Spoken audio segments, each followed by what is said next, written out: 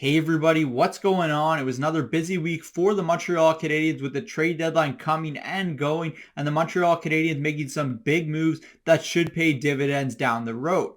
During this video, I'm going to dive into some of those trades that Jeff Gordon and Kent Hughes made and talk about some of the moves that could be coming in the offseason as well. Now, when you look at the Montreal Canadiens trade deadline, it's hard to say that Ken Hughes and Jeff Gordon didn't put on a master class.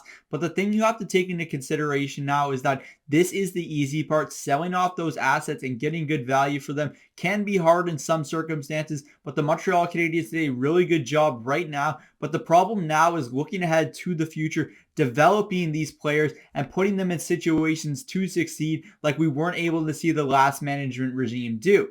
Like, you can look at some of the moves that Jeff Gordon and Kent Hughes already made, but one of the biggest ones that should pay dividends is the hiring of skills coach Adam Nicholas, who is already doing work on some of the Montreal Canadiens young players, and it's already paying dividends. So I think that you have to look at these moves, look towards the player development, and put a focus on that, because if you're looking at these players that should make NHL impact in the next 3 to 5 seasons, you're going to have to put them in a position to succeed, and a lot of that is going to come throughout their development. And I don't believe the last management regime, well, it's not even me believing, it's looking at the numbers, looking at the facts, looking at the data, and they just didn't do a good job of developing their players. There were few players that developed from the AHL and graduated to the NHL and have made an impact for the Montreal Canadiens. And that's a big issue in terms of where they were headed in the future. But I think that there's a positive trend right now going with the Montreal Canadiens, and that's that they're going to focus on player development. They're going to focus on skills coaches, and they're going to bring those things and use them to help develop these players' talent, because they have so many picks moving forward, whether it's 13 in this draft,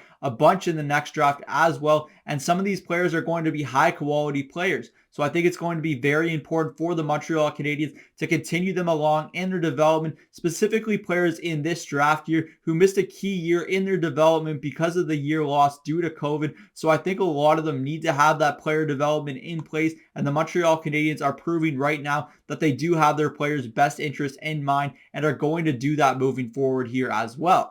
Now, the one thing that has really stood out with Ken Hughes and Jeff Gordon is that they have a price in terms of the assets they are willing to move. And if you don't meet that price, you're not going to get those players. And they held true to that with Brett Kulak, who I'm sure they would have been happy to re-sign as well in the offseason. But when Edmonton offers you a replacement player, a second round pick, and another pick as well, it was a no-brainer move for Ken Hughes and company to make that move. And then you move on to the Arturi Lekken deal, and Arturi Lekken was going to be a member of the Montreal Canadiens moving forward until the Colorado Avalanche gave the Montreal Canadiens an offer that they just couldn't refuse. Right-handed defensemen are so hard to come by in the NHL, and Justin Barron has all the prospects of being a top 4 right-handed defenseman for the Montreal Canadiens for years to come. This is a young player that was drafted 2 years ago by the Colorado Avalanche, and I do believe this is a very solid second pairing defenseman for the Montreal Canadiens in the future, and those are also hard to come by. I think that this is a very solid trade for Jeff Gordon and company to make, because it's good to build out the defense. The Montreal Canadiens now have a ton of defensive prospects that should be making the jump to the NHL in the next year or so, whether that's Jordan Harris, who appears like he will be signing a contract with the Montreal Canadiens when his season ends at Northeastern. And that is once again a huge positive for the Montreal Canadiens, because he too, like Justin Barron, is going to be a player that sits on that second pair for the future of this Montreal Canadiens organization. And I do believe that they're building out a strong defensive core, whether that's with Caden Gooley, Jordan Harris, Justin Barron. Now there's tons of players in the Montreal Canadiens defensive system, and they have a bunch of shots they can take moving forward here.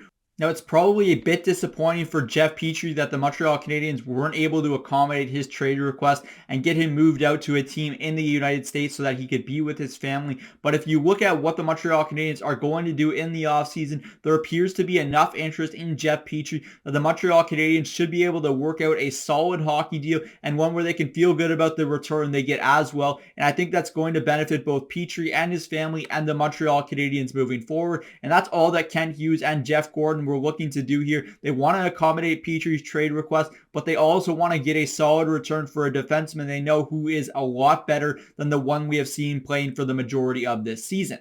That's it for me today from Cook's Corner. Let me know in the comment section down below how you would grade the Montreal Canadiens trade deadline. If it were up to me at this point in time, I would give them an A, but it's going to come down to how they turn to their player development and how they develop these prospects and picks that they received at the deadline. So once again, they need to put that emphasis on player development like they appear to be doing. I'm Zach Cook. We'll see you later.